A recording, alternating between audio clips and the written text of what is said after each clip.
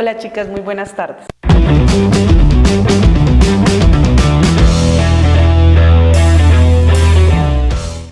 Hoy tenemos un tema muy llamativo, hoy tenemos un tema muy necesario para todo lo que tiene que ver con nuestro código de infancia. ¿Listo? Hoy vamos a conocer cuáles son los factores de protección para la prevención de situaciones de vulneración de derechos. Hoy vamos a ver cómo nosotros podemos proteger, cómo nosotros podemos evitar que haya vulneración de derechos. En primer lugar, ¿cómo nosotros evitamos esa vulneración de derechos? Haciendo un recorderis de lo que hemos venido hablando hasta el momento. Desde que yo le doy a conocer al niño cuáles son sus derechos. Desde ese preciso momento, yo puedo evitar que haya vulneración de derechos. Y desde la seguridad que le ofrezco al niño del entorno que le rodea. Desde ahí puedo empezar a tener factores de protección para la prevención de situaciones de vulneración de derechos. Vamos a conocer hoy cuáles son los factores protectores. Vamos a conocer cuáles son esos factores protectores. Y, en primer lugar, esos factores protectores de los cuales les estoy hablando son las condiciones o son los entornos que tiene el niño capaces de favorecer el desarrollo de los individuos en particular o de grupos. Y en muchos casos de reducir los efectos de situaciones desfavorables. Vamos a partir en esta parte de conocer diferentes situaciones en las que se desarrollan nuestros niños.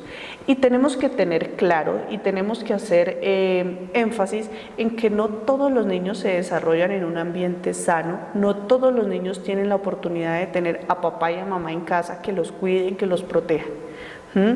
Hay mucha desigualdad social, hay mucha desigualdad en nuestro país.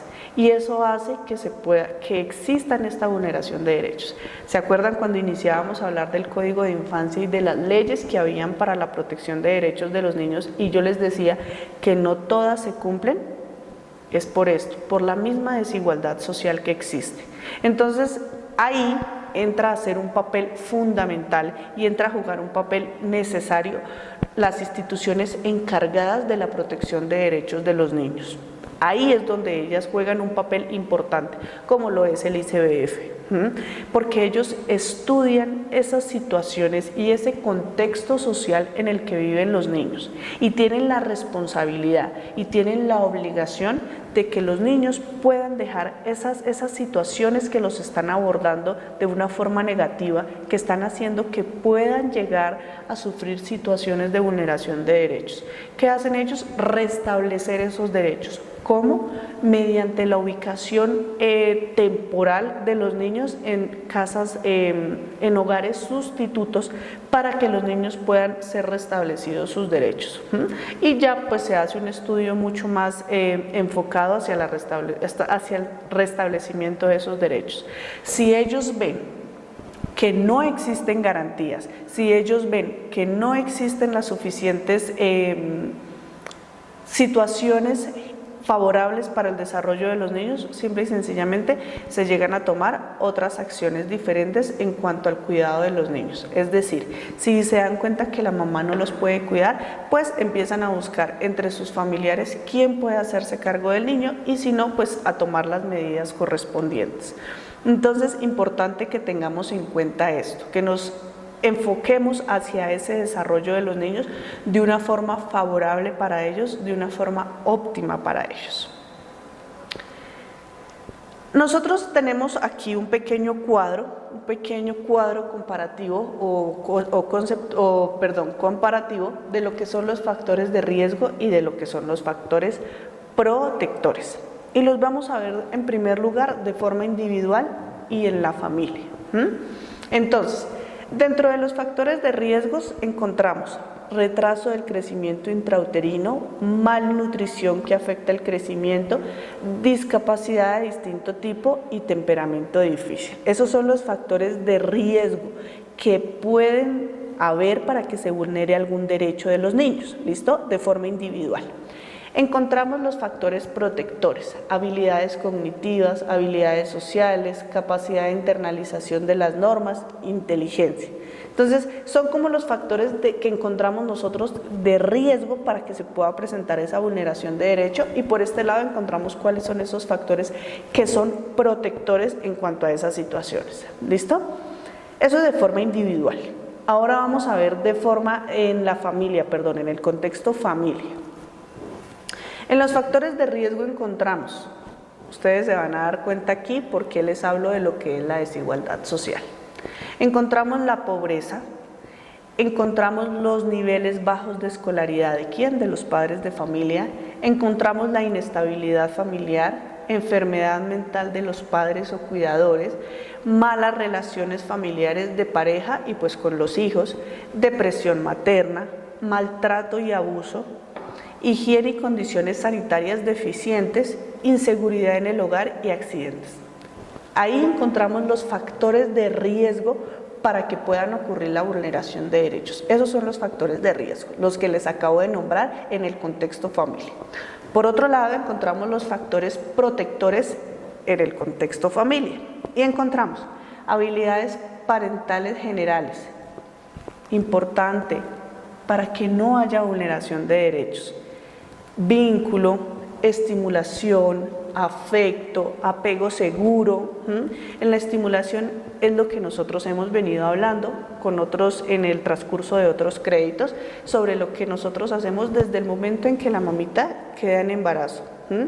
Cómo las diferencias sí afectan a ese bebé y sí ponen en riesgo su salud, sí ponen en riesgo su seguridad y sí ponen en riesgo que pueda haber una vulneración de sus derechos. ¿Listo? Entonces, es ahí necesario que la mamá, que el papá tengan la plena seguridad que ese niño que va a venir al mundo va a estar en un ambiente seguro. Ya pueden ocurrir situaciones del exterior que puedan afectar esa situación del desarrollo normal de los niños, pero mientras haya de los padres de familia la seguridad de que el niño se va a desarrollar en un ambiente sano, pues qué importante ofrecerles esta situación y esta estabilidad a los niños.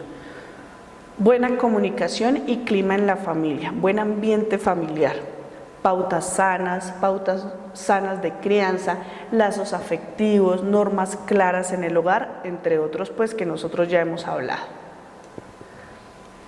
Acá encontramos un pequeño mapa conceptual sobre los factores de protección del niño y del entorno social. Y en el centro encontramos nuestros factores de protección, ¿listo? Esos factores de protección nos llevan a nosotros a conocer cuáles son las características, cuáles son los hechos, cuáles son las situaciones. Todo enfocado hacia el entorno. ¿De quién?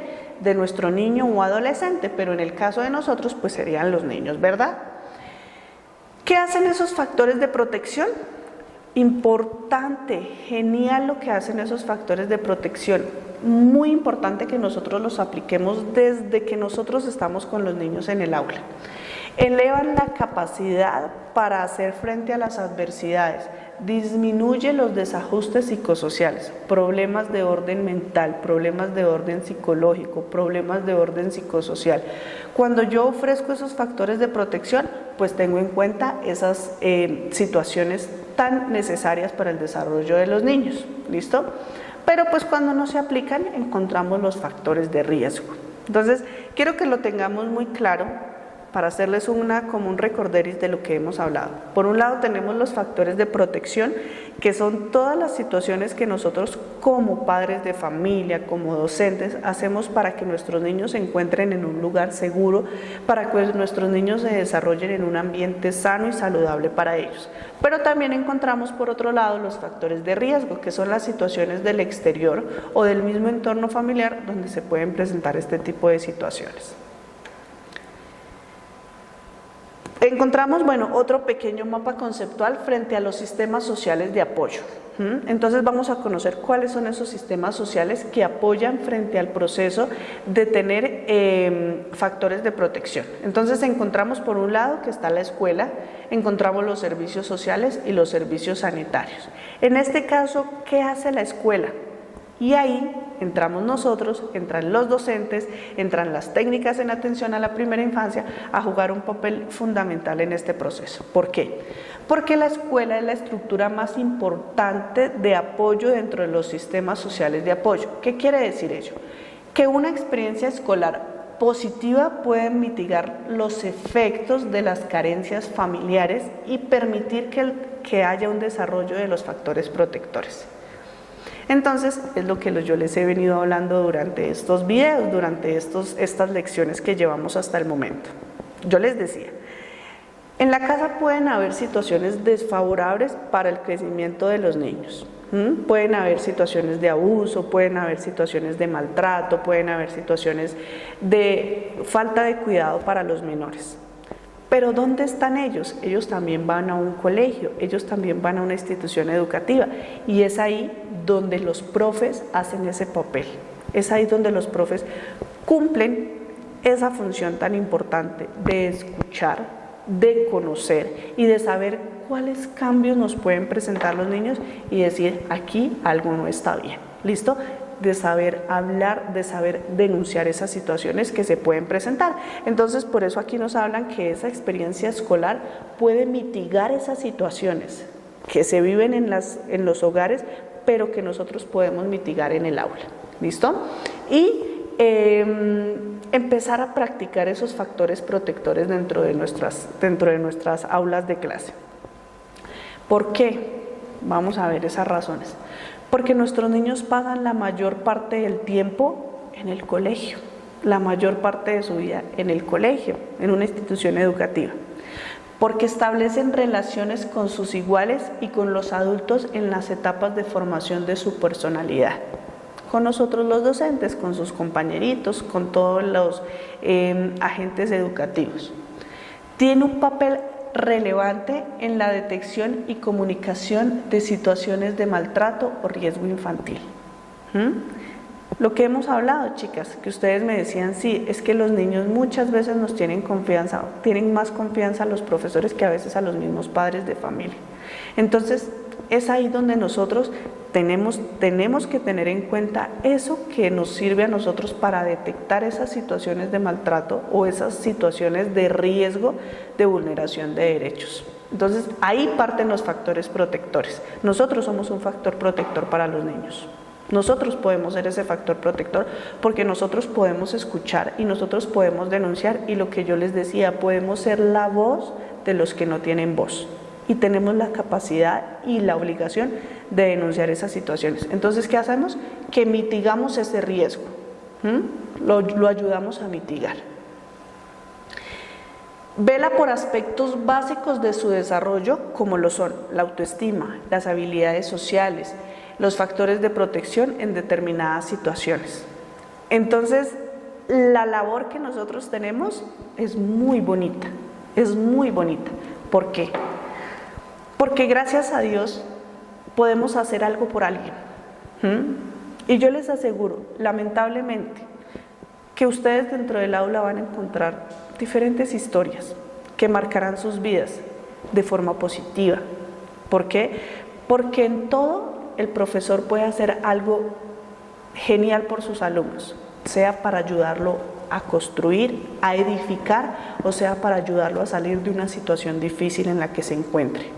Los niños desde la primera infancia pueden sufrir situaciones de maltrato, pueden sufrir situaciones de vulneración de derechos. Entonces, desde ahí, el docente empieza a cumplir un papel fundamental en el proceso de los niños. No solo del desarrollo académico, del desarrollo escolar, del desarrollo educativo de los niños, sino del desarrollo personal, del desarrollo social, del desarrollo emocional también.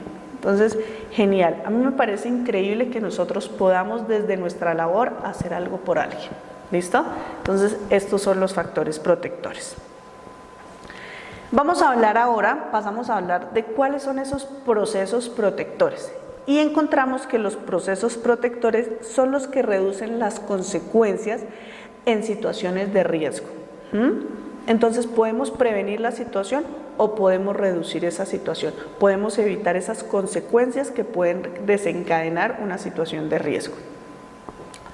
promueven la autoestima en nuestros niños, promueven la autoestima. ¿Por qué? Porque ellos sienten, mediante que yo conozco esa situación y yo le hablo al niño y le digo, no, vamos a salir de esta situación, tú sí puedes, yo te voy a ayudar, yo estoy contigo, promuevo la autoestima en ellos, crean oportunidades.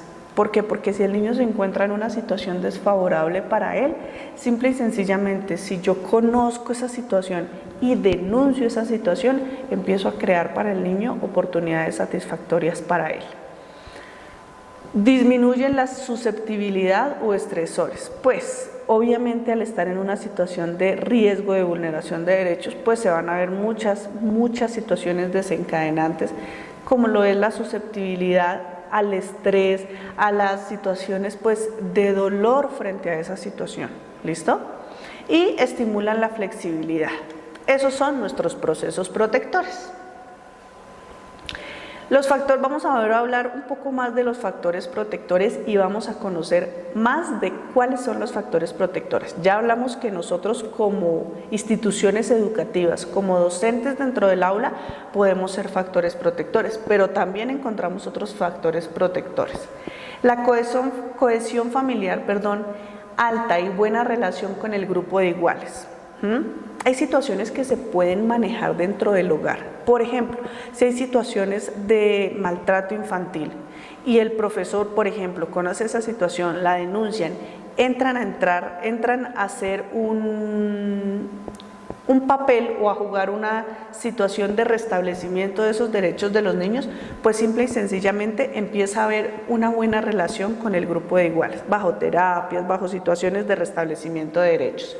Habilidades de resolución de problemas y estrategias de afrontamiento, actitudes y valores positivos, inteligencia, autoestima y apoyo social elevado, carencias religiosas, habilidad de estructurar razones para vivir y nivel educativo medio y alto. Esos serían factores protectores, ya viéndolo más en el aspecto familiar.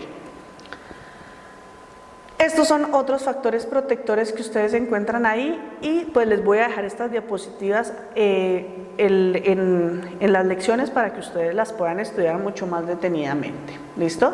Entonces, también encontramos los factores, estas que estaban anteriormente son también factores protectores en la familia, pero también tenemos factores protectores socioculturales, donde encontramos sistemas de creencias y valores, sistema educativo, sistema político-económico y sistema de relaciones sociales. ¿Listo? Encontramos un tema que iniciamos hablando en nuestro crédito, la resiliencia, y son los factores protectores resilientes. ¿Qué quiere decir ello? Que son los procesos o mecanismos o elementos moderadores del riesgo que están presentes en la base de la resiliencia. Son las condiciones o los entornos capaces de favorecer el desarrollo de individuos o grupos y en muchos casos de reducir los efectos de situaciones o de circunstancias desfavorables. Dijimos que la resiliencia es la capacidad de nosotros salir de una situación difícil. Los niños pueden pasar por esa situación difícil, pero gracias a estos factores protectores resilientes, los niños pueden salir de esa situación y pueden tener una mejor calidad de vida. Entonces, hacemos una conclusión y un recorderis de lo que hemos hablado. Encontramos factores protectores en el colegio, encontramos factores protectores en la familia, encontramos factores protectores en la sociedad y encontramos factores protectores resilientes, para que lo tengamos muy presente, para que lo recordemos. Esos son nuestros factores protectores. ¿Listo? Chicas, les dejaré igualmente unos enlaces para que ustedes puedan ver videos que soportan nuestro tema y les dejaré las diapositivas. Espero que haya sido un tema de su agrado, que le pongamos toda la atención, toda la actitud y que mi Dios las bendiga. Feliz tarde.